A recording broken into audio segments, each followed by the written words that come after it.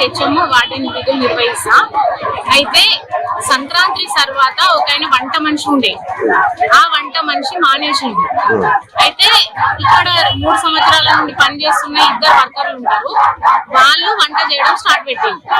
అయితే కర్రీస్ కొద్దిగా కింద మీద అవుతుంది. ఒక 2-3 రోజులు 15 days అవుతుంది హాస్టల్ ఓపెన్ అయ్యి. అంతే, సంక్రాంతి తర్వాత ఓపెన్ అయింది హాస్టల్. 18వ తారీఖు ఓపెన్ అయితే పిల్లలు 22 గంటలు వచ్చింది. 22కి వచ్చిన తర్వాత 2-3 సార్లు అయితే నేను వర్కర్లకు చెప్పినా, మళ్ళీ పిల్లలు 1 రోజు 2 రోజులు నిలబడి చేయించింది. వాళ్ళ పప్పు కొద్దిగా వస్తలేదు. నా పేరు బాల, నేను 10వ తరగతి చదువుతున్నా. 10 రోజులు సార్ ఫుడ్ మంచి కాకొచ్చింది. అది ఏం మెనూ పెట్టి కానీ సార్ మెనూ ఫాలో కాకొచ్చింది సార్. మొత్తం మెనూలో అరటిపండు అవి రోజు ఉన్నాయి సార్. బాత్రూమ్ కూడా మంచి కడగారు సార్. పెట్రోల్ వచ్చినప్పుడు అన్నం మంచిగా చేస్తారు, బాత్రూమ్ కావాలంటే మీరు పోయి లోపల బాత్రూమ్ చేయండి సార్. బాత్రూమ్ చేయండి సార్.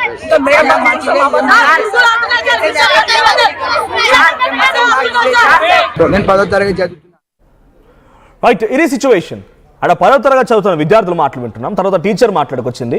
15 రోజులే సార్ అట. 15 రోజులే సార్, పెద్దగా ఏం లేదు. 15 రోజుల నుంచి ఇబ్బంది అయితే అంతకుముందు బాగానే ఉండే అంటున్నారు. మీరు ఒక్క పూట చక్కగా తిండి పెట్టకపోతే, మీరు అందరు ప్రభుత్వ ఉద్యోగాలు, నాకు తెలిసి బహుశా మీ అందరి ఇళ్లలో కూడా పనిచేసే పనుల్లో పెట్టుకుంటారు. ఆ పనుల్లో వచ్చి ఓ రోజు చక్కగా ఇల్లు ఉడవకపోతేనో, మీరు వేసుకున్న బట్టలపైన మరకుంటేనో ఎంత ఇబ్బంది పెడతారమ్మా. మీరు అలాగైనా కోట్ల జీతాలు ఇస్తున్నారా? 1000-2000 కానీ ఇచ్చేది వాళ్ళకు. అన్నం చక్కగా ఉండకపోతే ఉప్పు తక్కువ అయితేనే లొల్లి పెడతారు కదా. మరి ఆ పిల్లలు 15 రోజుల నుంచి ఈ దిక్కుమాల బోధింటున్నారంటే ఎంత ఇబ్బంది పడి ఉంటారు. అంటే ప్రభుత్వ పాఠశాల చదవడమే వాళ్ళు చేసింది తప్ప, నిరుపేదరికం ఉండి ఆ ప్రభుత్వ పాఠశాలకు వెళ్ళిపోయి అక్కడ పెట్టేటువంటి పాడు బువ్వ తినడం కోసమే వాళ్ళు చేసింది తప్ప, పావర్టీలో ఉండడం వాళ్ళు చేసింది తప్ప. రోడ్డుకి ఎక్కిరు, ఇంత ధర్నా చేస్తున్నారు. చిన్న పిల్లలు చూడండి. అక్కడ ఇంటర్మీడియట్ డిగ్రీ కాలేజ్ అయితేనే విద్యార్థి సంఘాలు ఉంటారో లేక రకరకాలు ఏదో అనుకోవచ్చు. ఇక్కడ చిన్న పిల్లలు 1వ తరగతి 2వ తరగతి చదివే పిల్లలు కూడా రోడ్డుకు వచ్చి వాళ్ళంతా అన్నమని అరుస్తున్నారంటే వాళ్ళ బారిని అర్థమవుతుంది. అక్కడ చూడండి, ఓ చిన్న పిల్లవాడు ఆ ప్లేట్ తీసి నేలకేసి కొట్టి ఆ రోడ్డు పైన ధర్నా చేస్తున్నారంటే ఏం అవసరం ఆయనకి? మీరు పెట్టేటువంటి తిండి నాకు మంచిగా పెట్టండి, అయినా ఆయన చదువుకుంటాను నేను ఇక్కడ అని చెప్పడానికి ఆయన బాధపడాల్సిన అవసరమా? మా ప్రతినిధి మహేష్ ఉన్నారు లైవ్లో. మహేష్, సో జూకల్ వెల్ఫేర్ హాస్టల్లో జరుగుతున్నటువంటి నిర్వాహకం ఏంటి? 15 రోజులే, 15 రోజుల వరకు అంతా బాగా ఉంది. 15 రోజులు అవుతుంది ఈ సమస్య అంటున్నారు టీచర్.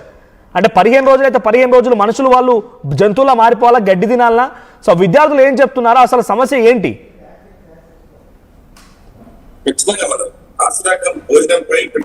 విద్యార్థులు ఆగ్రహించి రోడ్డు ఎక్కిన పరిస్థితి. ఎందుకంటే వారి విధానం చూస్తుంటే మీరు చూడొచ్చు, ప్లేట్లను అందులో పాడైనటువంటి భోజనాన్ని తీసుకొచ్చి రోడ్డుపై ఎగదాలి ప్లేట్లను రోడ్డుపై కొడుతున్న సందర్భాన్ని చూస్తున్నాం.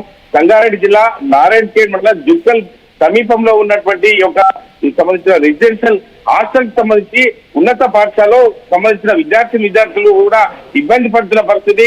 చాలా రోజుల నుంచి మేము ఇబ్బంది పడుతున్నాం, కానీ హెచ్ఎం గారు కానీ ఇటు హాస్టల్ వార్డెన్ కానీ పట్టించుకోవడం అంటున్నారు. అంటే సర్ది చెప్తుంది హాస్టల్ వార్డెన్. ఇప్పుడు మనం మాట్లాడిన బయట చూసాం, సర్ది చెప్తుంది తప్ప, అంటే వాళ్ళ యొక్క తప్పును కప్పిపుచ్చుకోవడానికే చేస్తుంది తప్ప వాళ్ళకు న్యాయం జరగలేదు. విద్యార్థులు ఉదయం మధ్యాహ్నం రాత్రి వరకు కూడా అన్నం పాడైన అన్నాన్ని పెడుతున్నా అని చెప్పి ప్రధానంగా విద్యార్థులు కూడా ఒక ముక్త కంఠంతో కూడా చెప్తున్న పరిస్థితి.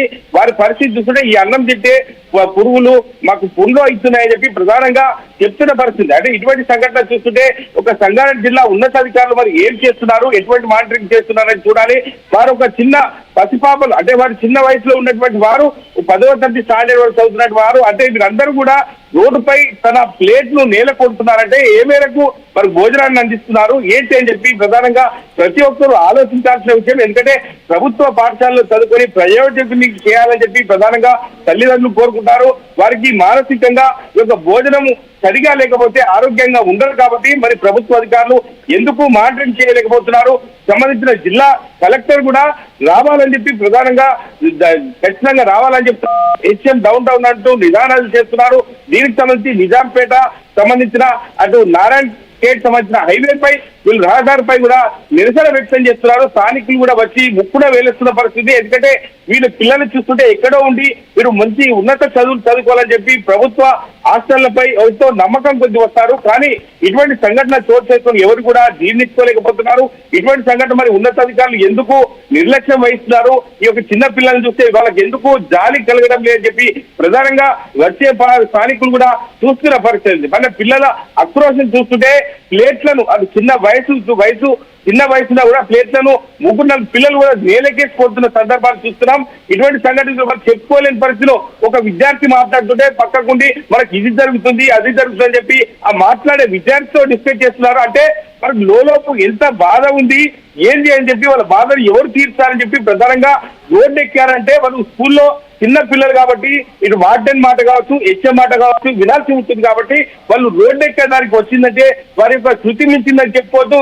ఇప్పటికైనా ఉన్నతాధికారులు స్పందించి ఒక విద్యార్థుల పట్ల ఖచ్చితంగా సీరియస్ తీసుకోలే మన ఆర్టీవీ కూడా కోరుకుంటుంది. ఎందుకంటే అటు పిల్లలకు మంచి భవిష్యత్తు ఇవ్వాలంటే ఆరోగ్యంగా ఉండాలంటే ఖచ్చితంగా కంప్లైంట్ వెళ్ళిందా మహేష్?